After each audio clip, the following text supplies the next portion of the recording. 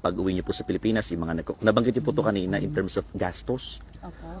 Paano ho ba yung gastos niyo po dito? Sabi niyo kanina may mga magbebenta na lang kayo ng gamit imbis na humingi ng donasyon. Can you please elaborate lang ho yun? Oo, may nagtanong kanina kung paano daw yung gastusin namin na magkakapatid dito dahil palitan kami sa pagpunta dito at pagbisita kay Pangulong Duterte. At nasabi ko kanina, sabi ko si Hanilat naman merong mga negosyo, long established way, several decades na siguro yung negosyo niya.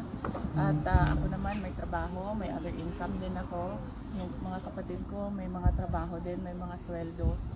At I'm sure meron din silang other income. So ang arrangement namin ay KKB o kanya-kanyang bayad. Hindi namin napapag-usapan. Hindi rin kami naghihingian ng pera.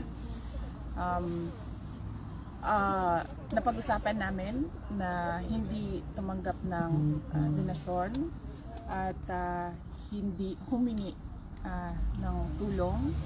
So kung kailangan man na mag-dispose ng mga kagamitan para masuportahan yung mga pangangailangan sa pera, ay yun ang gagawin namin.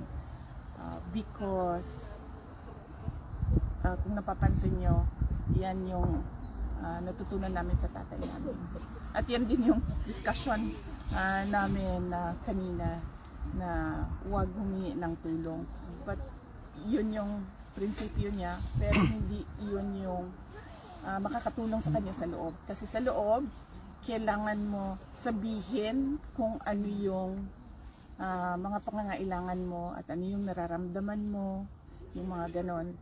Sa doktor, like masakit ang ulo ko, hindi mo dapat tinatago, sinasabi mo, sasabihin mo sa guard, kailangan ko ng shaving cream, so ganon, mga ganon na mga bagay. Marami po nag-offer ng help na sa inyo in terms of financial? Well, wala naman. Well, gusto ko lang din malaman ng mga tao na hindi kami tumatanggap ng donasyon, hindi kami humihingi ng pera, at wala po kami inauthorize na kahit sino man na tumanggap on behalf of the family. Klaro yun sa aming magkakapatid. Yes.